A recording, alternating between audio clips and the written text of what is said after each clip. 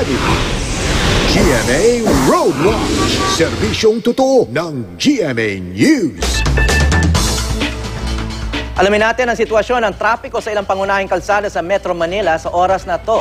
Katuwang ang way, silipin natin ang daloy ng trapiko sa North Luzon Expressway kung saan nagkaroon ng mga aksidente.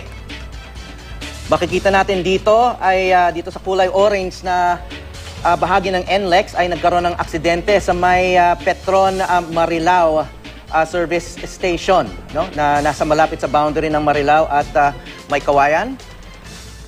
At kanina po ay kulay red po ang trapiko dito. Ibig sabihin mabigat po ang trapiko papuntang Pampanga pero naging orange lang sa mga huling sandali. Kaya gumagaang na ang trapiko dito sa NLEX.